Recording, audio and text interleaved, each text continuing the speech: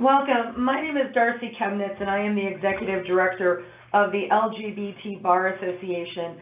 We are excited to have so very many of you joining us today for our first ever Allies National Call-In. This has been a dream of ours for many, many years. In fact, we need to give a very important shout out to one of our retired board members, Ted Furman, from GlaxoSmithKline, who carried the mantle with grace, style, and dignity in organizing our Allies workshops for many years. And this event really is a testament to his amazing work in the Allies field. We felt we should start doing more in the Allies arena simply because it was one of our most popular workshops. So we feel that we are breaking new ground in light of all of the challenges that are ahead of us.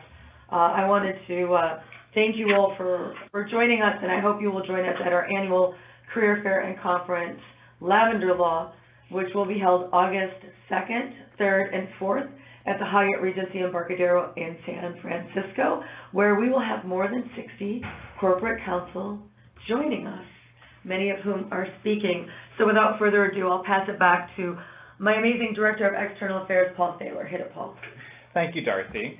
So this call-in will address why it is important to be an ally and coincides with the start of the LGBT Bar's Ally Initiative, because equality matters to everyone.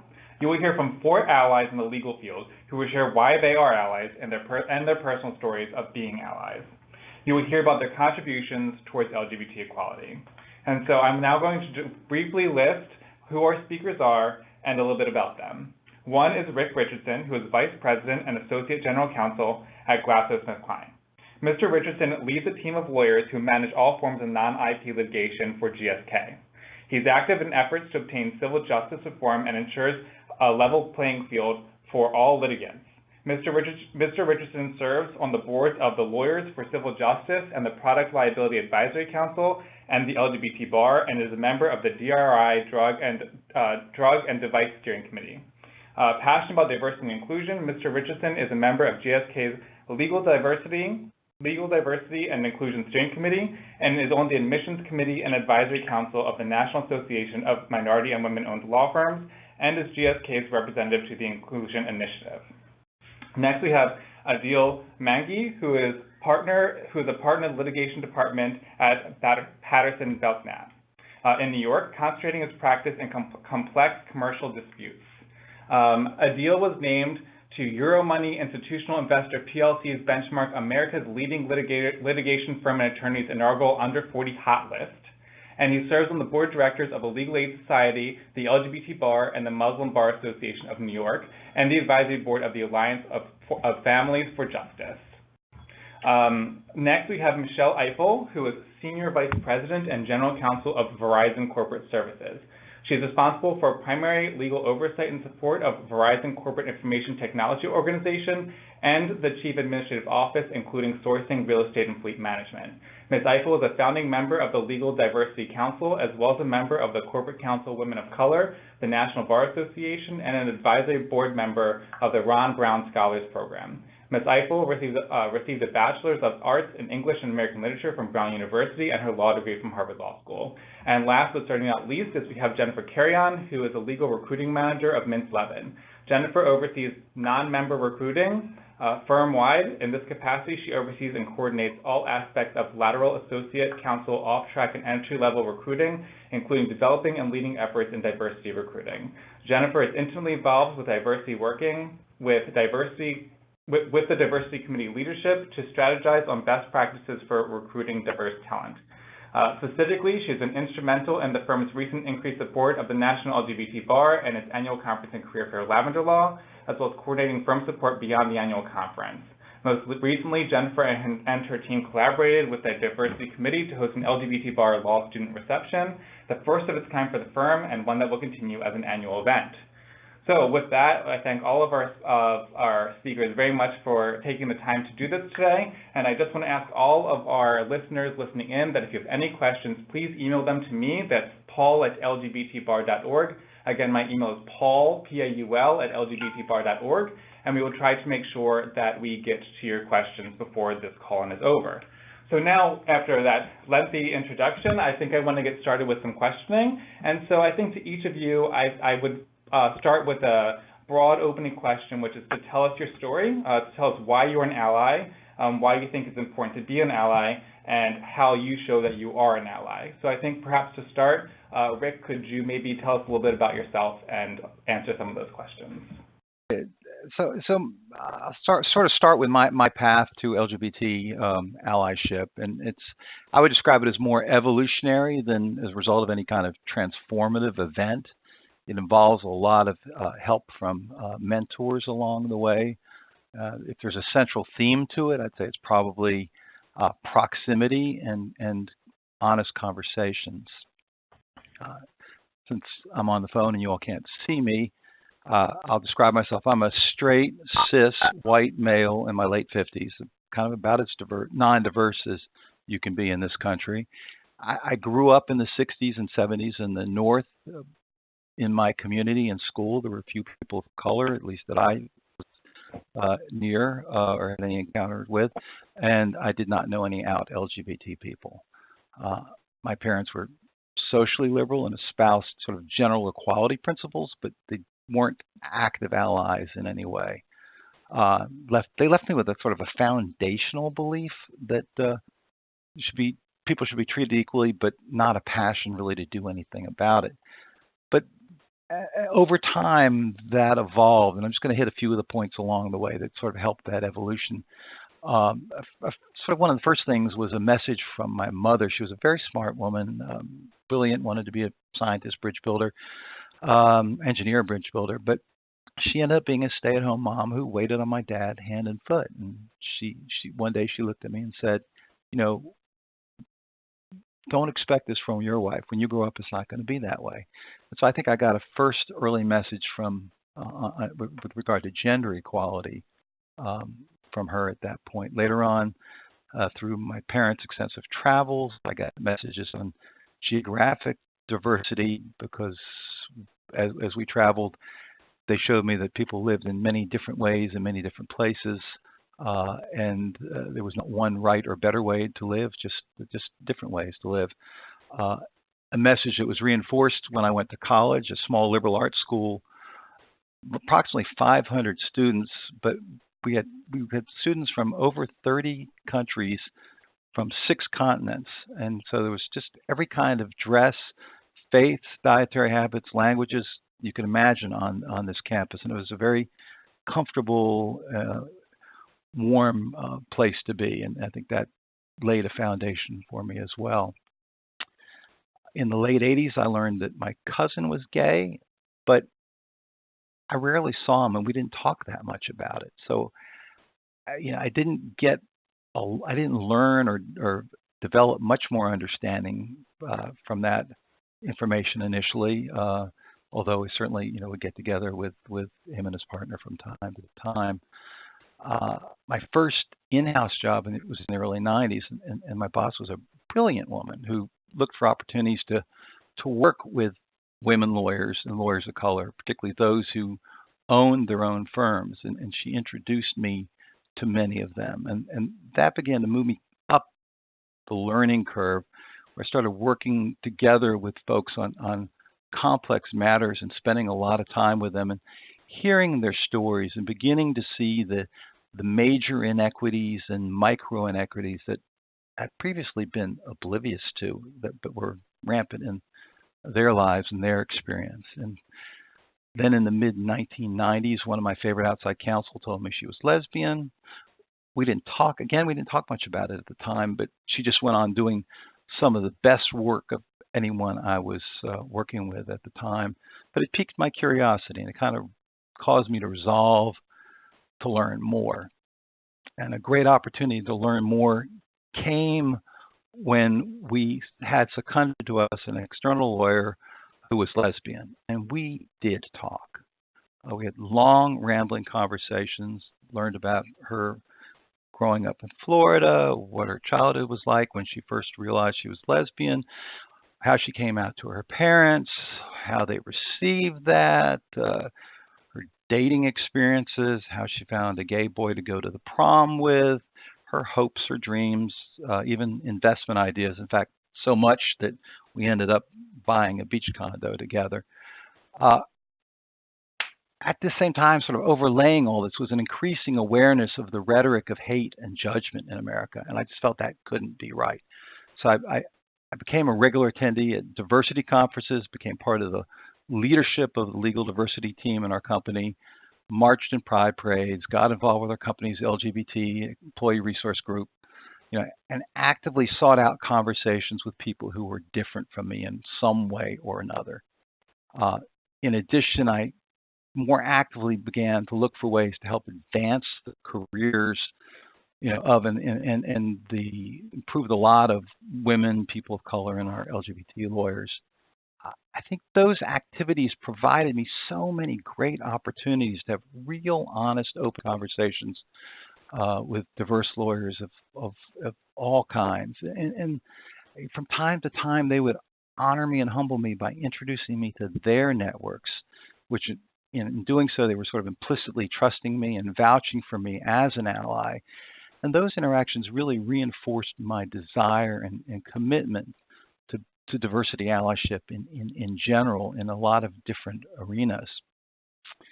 And that's essentially my story. But there is a postscript. One night in late 2013, my middle son came over to our house about midnight, asked for a glass of wine, sat down, and told us he identified as a woman. That child is now our daughter, Charlotte, and is the happiest she's ever been in her life. She's a source of immense pride and joy for us. And to be sort of part of present through her transition has been an incredible gift to me. It's also brought me to an increased understanding of the multitude of different ways allies are needed, and an even greater level of engagement by me in my role as an ally, and particularly now in the LGBT space. So, obviously we all have different stories, but that's mine. Paul, I hope that maybe in that I covered some of your other questions as well, but I'm happy to come back to some of those if there were others you wanted me to hit. No, I think that is a great way to start. I'm sure that we will have more follow-up questions, but thank you for that. And then now maybe we can pass it off to, maybe Michelle. Could you tell us a little bit about your experience as an ally? Wonderful. No, I would be happy to do so, Paul. And I'll start off by saying that I would find myself similar to Rick as far as it being an evolution, but I'm only newly actually presenting myself as recognizing that I am an LGBT ally. I had a great conversation with Darcy a very few months ago, and we got into the discussion about allyship, and I actually hadn't realized that I have been acting as an ally with regard to LGBT. But I'll tell you a little bit about my evolution, and I'll start with saying out of the mouths of babes. For those of you who actually have children or nieces and nephews, it's really important to recognize that they often, if you're lucky and you're doing and saying the right things, they are watching you very closely and taking stock in not only what you say, but also what you do. I've always been very engaged in diversity and inclusion, and as many of you know, inclusion is pretty much a new concept, even though we recognize that it really should have been diversity and inclusion from the very beginning, but only the past few years have people been talking about the inclusion part. But I, probably 22, 23 years ago, I remember being a panelist at an MCCA conference, and the title of my presentation was The Myth of the Meritocracy. So I've always been engaged in finding ways to make sure that within the legal community and then externally, that women and people of color have a seat at the table, have a seat at the table and a voice at the table that can be heard.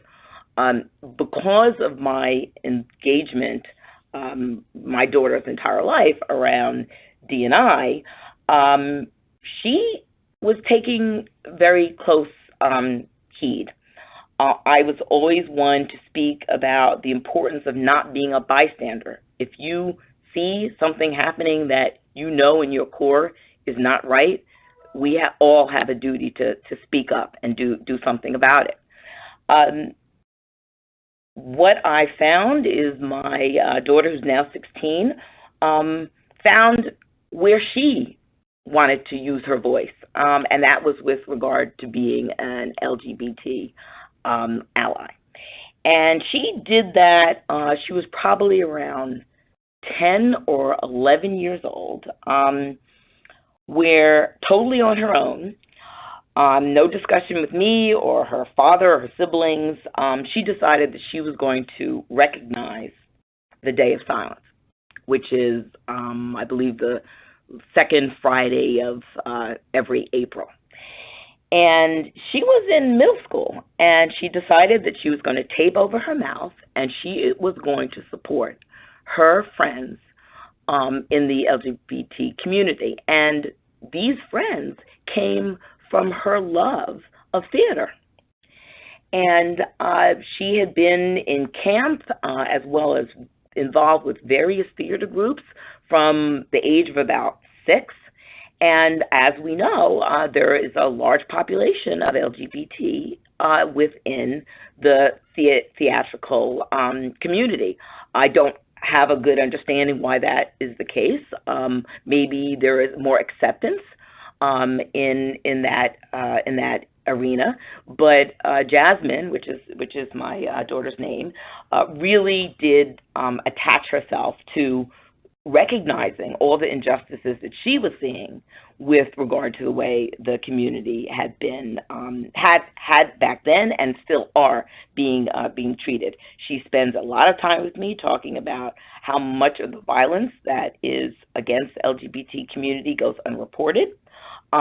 She on her own decided that she was going to be she's the National Stomp Out Bullying Ambassador, and she has been quite a teacher of both my husband and I of the framework that the LGBT community has been dealing with, and things that we who are allies need to feel comfortable and be vocal and be aware of to push forth and promote the equality that is absolutely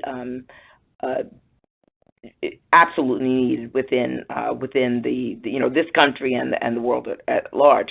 So what she did the Day of Silence, and from that we've had myriad of conversations around what it means, what it is that we should be doing within our communities and even within our family, having the discussions that are necessary. She also, we noticed how appreciative she was of her friends, her straight heterosexual friends who were supportive of her ally-dom, if that's a word, and that made such an impression on her, and these are her friends still to today.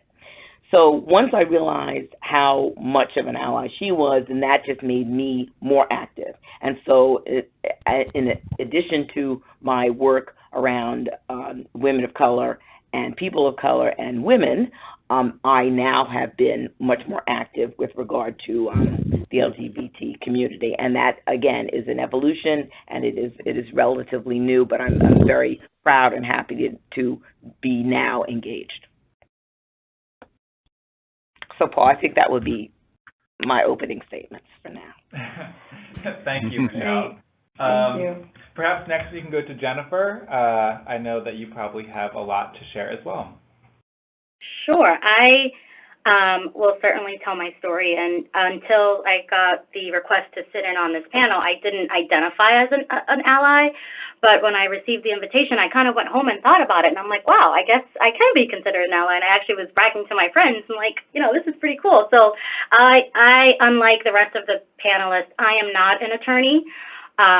So I think my role is a little bit different, but I'm happy to share my story about how I kind of came to be so involved and so supportive of the LGBT community, and specifically in the legal industry. So when I first joined law firms on the recruiting side, which I hate to admit was about 10 years ago, which I know probably doesn't sound like a long time ago, but it does to me, I struggled with how I could be a change agent at a law firm in a non-attorney, non-leadership role. And it's something that, for the first few years, I kind of worked to find my role or see how I could be someone who contributed to the firm in a meaningful way, but in a non-attorney role. So after a few years of, working at my prior firm, I was invited to work with our diversity committee in supporting our attendance and sponsorships of diversity conferences. And so at first I was just essentially providing administrative support, getting all our ducks in a row, making sure the checks were cut and sending items off to the conferences. But then I became so involved that I was asked to attend not only as an attendee and sit in on some sessions, but also as a recruiter to do the staffing of our career table. And it was almost like an aha moment. Maybe at my second or third conference, I very often attended NAPABA, Lavender Law, and the Hispanic National Bar Association.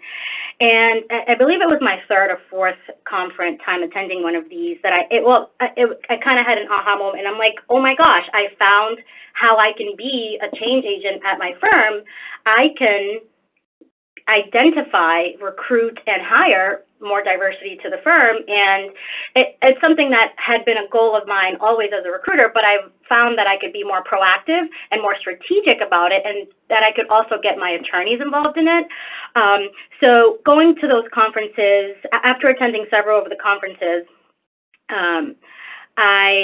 I started networking with potential candidates, and I almost kind of came up with a system of how to network and kind of keep in touch with all of the candidates that I met.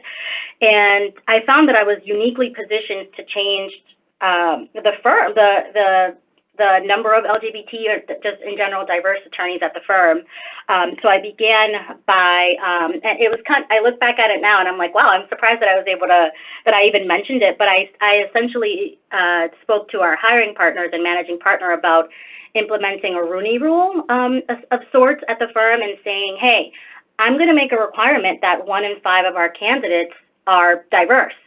I hope you'll support me in this. And they were like, sure, absolutely, go for it. And so what I had to do, because I obviously can't, diversity information isn't mandatory when someone is applying to the firm, I made a call to all of the recruiters that we actively worked with, and I said, I want you to bring me more diverse candidates.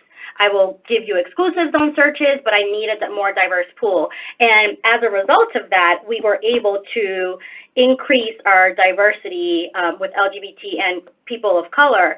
But I also, after about 6-7 months of, starting that and slowly kind of coming up with that process, I was working on a search with one of our partners, and he said, we're reviewing resumes, and he's like, are any of these people diverse? And that was the first time any one of my partners had ever initiated the diversity conversation or even thought to ask about it in the recruiting process.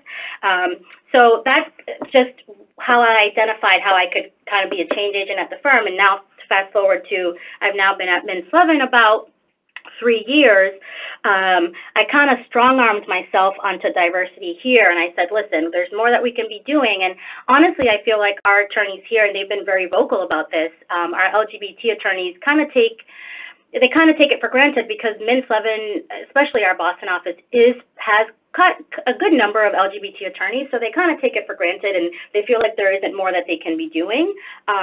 So I had reached out to Darcy and Paul last year to set up a meeting with the managing partner of our DC office and the chair of our diversity committee, and we've now kind of been able to look at developing a year-long relationship with the LGBT bar rather than just, hey, we go to Lavender Law, plop a table down and kind of try to recruit folks. So starting off with that meeting, I then got the firm to host and sponsor an LGBT student reception that was open only to our LGBT attorneys and students.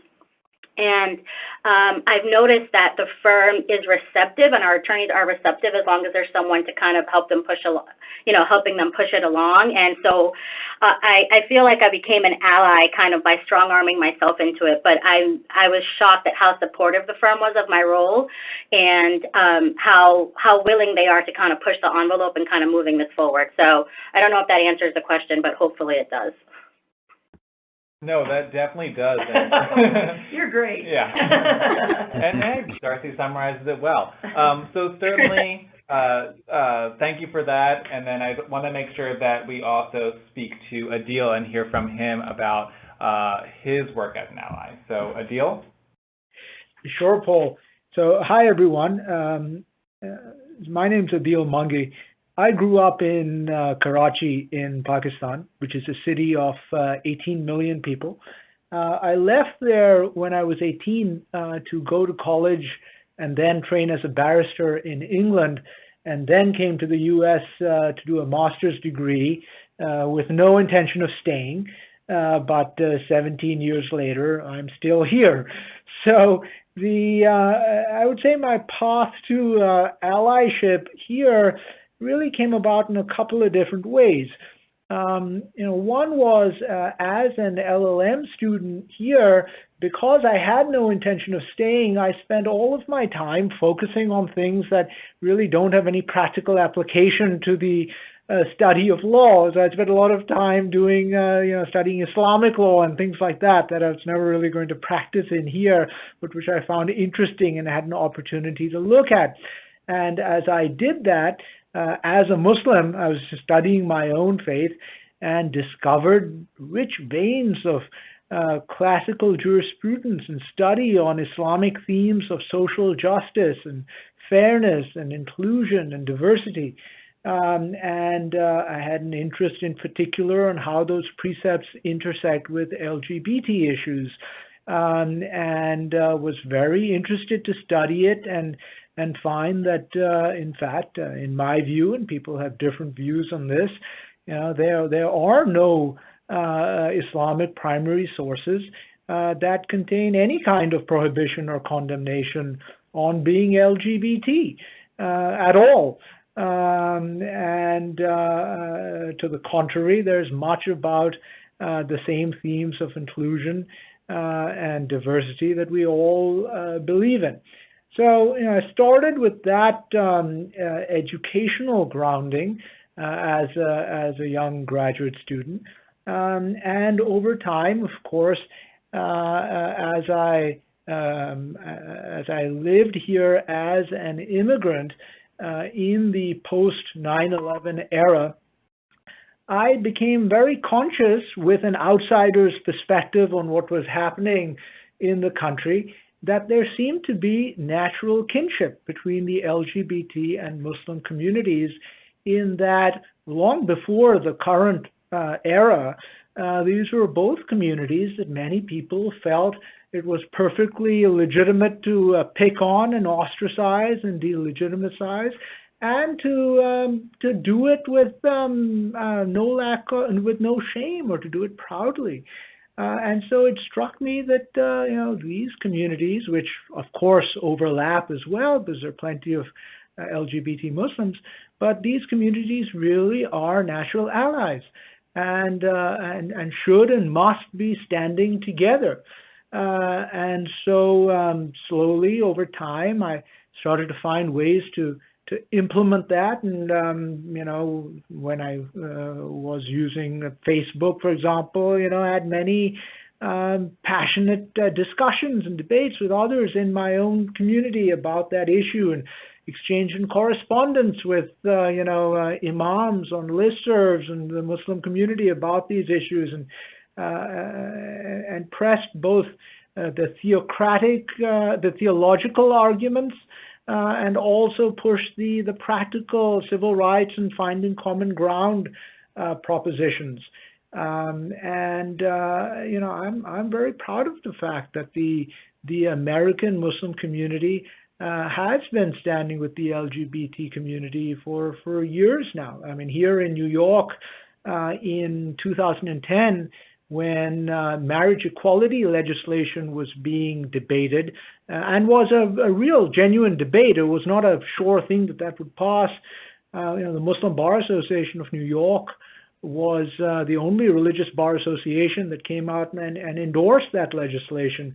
And of course, now with the challenges that we're all facing in today's environment, I see a real acceleration of support in the Muslim community for LGBT rights and support for working together and finding the common ground, because no minority community should be standing alone today, and we all have to be right there with each other, lending that mutual support, because there are plenty of people that are out to do harm to all of these different communities.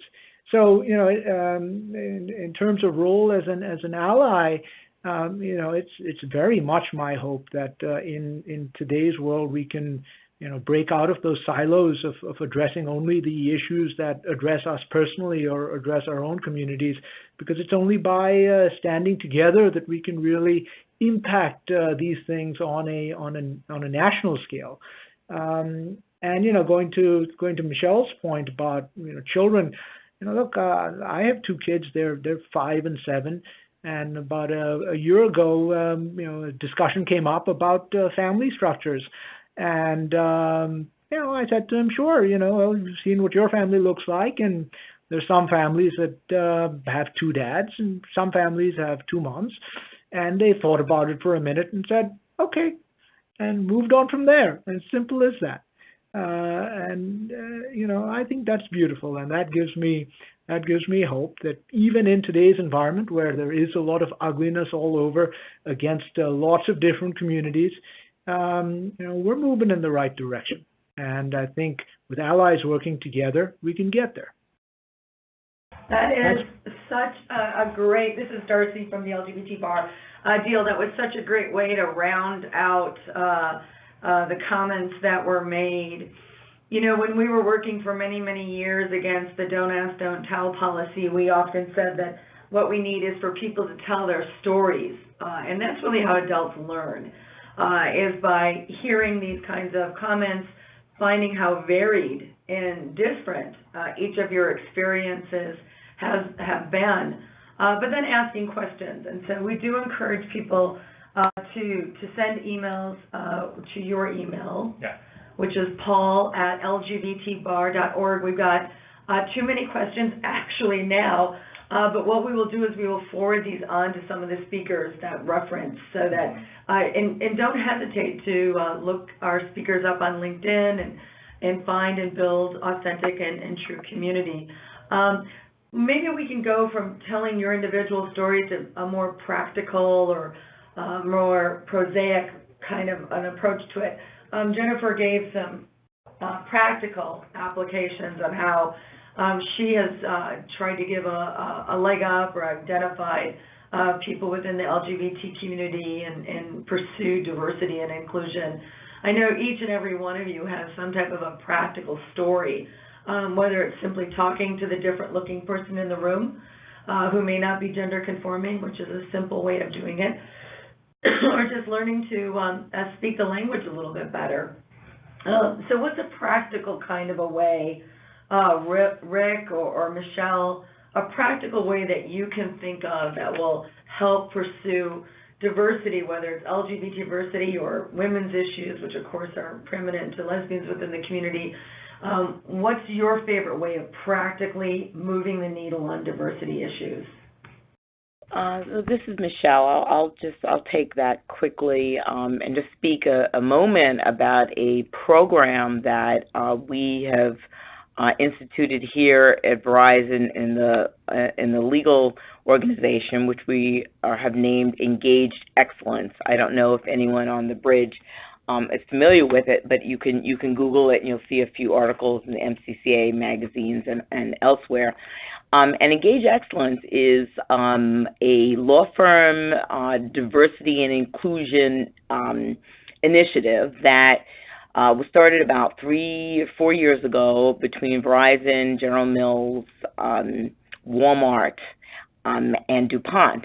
And what we saw, many of you on the bridge would recognize the title Call to Action, and the Call to Action was a document and a program that was launched by hundreds of general counsels in major corporations throughout the country.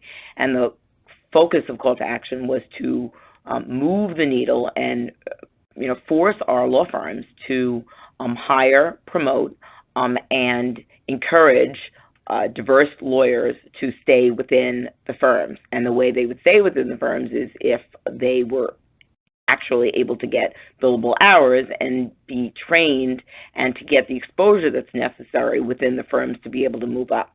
Call to Action, great concept, but as far as execution, not very much actually happened over the past 12 years.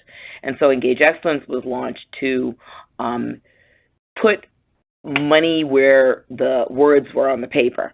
And so the focus is to work with our firms to require them to staff our matters with diverse and LGBT lawyers, as well as making sure that the diverse and LGBT attorneys get origination credit if we're talking about partners. And then there's also a focus on women of color, actually. And so this is an actual practical way that any corporation and, frankly, the law firms themselves can spend time within their ERGs or within whatever communities they have within the firms to make sure that the LGBT community is being represented when they are bidding on work for corporations, and making sure that they get an opportunity to have face time with their clients, because a lot of our lawyers who are LGBT or people of color within the firms are leaving in droves because they're not feeling part of the community. They're not feeling that they have sponsors. And so this particular program is a way to help, to some degree, address that gap. This is Rick. I think Michelle said a lot of the great things you can do, particularly as an in-house lawyer. I'll approach it from a somewhat different perspective, just sort of a person out in the community. And I think it's probably not surprising, but one of the things you can do is simply speak up and challenge people. When you hear hate speech, when you hear incorrect attitudes, don't stay silent. Say something. I've had some fascinating conversations with cab drivers, with people in hallways, people who think that because I look like I do and I'm the age I am, that I will have a view that's shared by them. And they come to find out that no, that's not the case. And it can be a respectful conversation, but I think it's a necessary conversation.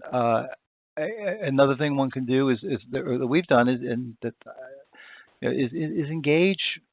Engage people, give them an opportunity where they have, exposure in a way that maybe they hadn't before. Each year we sponsor a table at the Equality and Sea Gala because we live in North Carolina, and we invite a number of our friends, straight friends, to come, and they find it fascinating. And one of the most inspiring moments for me was when a near 70-year-old, the boyfriend of a friend of my wife's was there, and he's had a kind of hard life and had some fairly firmly set ideas, I think, coming in.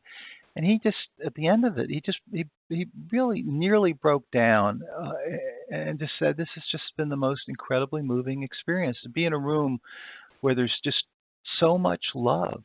And just such a wonderful feeling. That's not, and to see people care that much, that's nothing I've experienced much in my life before. And he's become now an ally in his own way, maybe a small way, but still he's there. He's much more accepting, much more willing to talk and engage with people about issues. And it's just, I think sometimes we do this one person at a time. Yeah, and this is Adeel. If I could jump in on that, I want to pick up on Rick's point about challenging. I think that's so important, especially when dealing with people that come at these issues from a faith-based perspective, because often, people bring to the table their own, cultural background or family background, and it gets mixed up in people's minds with what's based on their faith. And if you challenge some of those underlying assumptions and say, well, why do you think that? What's the basis for that? What specific verse are you relying on for that? And you really have some of those conversations, questioning some of those assumptions. Those conversations can lead in very, very interesting directions. And as Rick said, it can all be done very respectfully and in a way that no one feels uncomfortable. But you can really get some great results that way, I found. Thank you for that. I was just noting with Darcy that somehow it's 3:45 already. I know.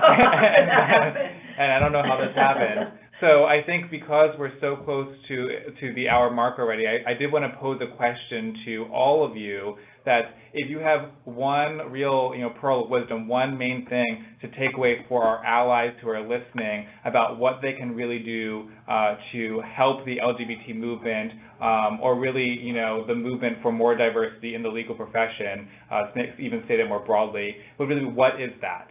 I know it's a broad question, but I think it's maybe one of the most important ones to ask. So perhaps we could start with Jennifer.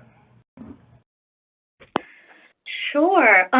So what I've found in my role in recruiting, that because I'm essentially bringing folks into the firm, I'm very often part of strategic conversations about either recruiting or needs in specific sections. And almost any time that either a division head calls me or a section manager or a practice group manager, I'll ask myself, how will this affect either diversity, LGBT hiring, or it's something that if I don't put it on the agenda directly with the folks that I'm speaking with, I put it on the agenda for myself as a checkpoint. And almost anything that I'm asked to do or asked to change or asked to implement, I always bring up the question of how will this affect our diversity hiring and our efforts. And specifically last year, we decided to make changes to our diversity scholarship. And one of the things that I asked that after I had the call with the team was, oh, wow, I just realized that this change is actually going to affect, and I forget what the change, I think it was like the monetary sum or something, I can't think of it right now, but I said, wait, actually, I think this is going to adversely affect this, and had I not mentioned it, it wasn't something that they would have thought of, and so I now very often, either as a checkpoint for myself, always always ask how that's going to affect our wider efforts. And then depending on, kind of what I determine, I also bring it up to my partners and constituents. This is Michelle. One idea that I have is that anyone, whether one is LGBT or an ally of the LGBT community, it's important to encourage others to spend time with people who are part of the LGBT community. So, for example, the ERGs, the employee resource groups that exist in most firms and probably in 90% of the corporations, people who are part of the LGBT ERG at Verizon, it's called Globe. People who are non-LGBT believe that, oh, that's just for those people who are a part of that community. And so I'm really not welcome. And that couldn't be the furthest from the truth.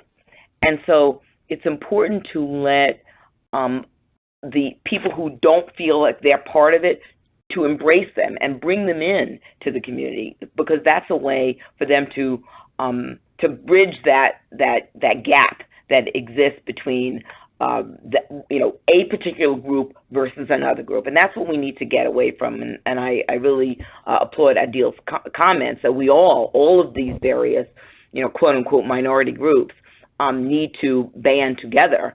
And we absolutely need the majority, we need the white men like Rick to do exactly what it is that Rick's doing. And the way in which that happens is by conversation. The way it happens is by people letting their guard down and getting to know someone that does not look like them, doesn't worship the same way that they do, does not dress the same way. That is going to be the savior, I believe, of this country and the world. And right now, more than ever, those of us who are quote unquote woke need to wake others and have those conversations and bring people into the fold. Yeah, and this is Rick. I would build on that, and I'd say that one of the most important things I would remind people as allies is if you're straight, cis, remember that you can fulfill a role and you have a access that your LGBT colleagues may not have. You have the access and ability to influence in people, other straight cis people, from the perspective of us rather than you, and you're from being a sort of a member of the club yourself, and that's a tremendous power that we have and we need to use, and it's not only sort of our powerful and our right to do it, it's really our obligation to. And so I would just think that, and I think I hold on to that as I think about the different things that I can do, always looking for opportunities to reach out to people. Awesome, thank you. So if nobody else has any last minute comments that they would like to make, then with that, I know that it's already 3:50. I really don't know how the time went by so quickly this time. I do want to thank our speakers so much for taking the time to participate in this call-in today. I also want to announce that the National LGBT Bar Association, along with this call-in, is launching a new webpage in support of our allies. It's actually set to launch tomorrow, July 19th, and we will be having an email blast to follow up about that. To celebrate, we will be... And if you don't have your email in our distribution list, this is Darcy, please hop on to lgbtbar.org and sign up for our newsletter alerts there. Yeah, definitely do that. And to celebrate this start of this ally initiative, we will be having a membership promotion for our allies, in which if you join between now and August 19th, there is a 25% discounted rate for that. And again, that will be in the follow-up email as well. So stay tuned for all of that, and then also check out our website, lgbtbar.org, in which case we actually have a blog spot right now, which features both Adeel and Rick and their stories as allies, and also our Facebook page, which actually features Christina Szabo with Whitman Walker, who we believe to be our first ally winner of the 40 Under 40 Award, and she'll be recognized at the annual conference this year in San Francisco. So all very exciting things for us at the LGBT Bar and for our community. And so check all of that out. And again, thank you everyone for your time today and listening in and calling in for this today. Thank you.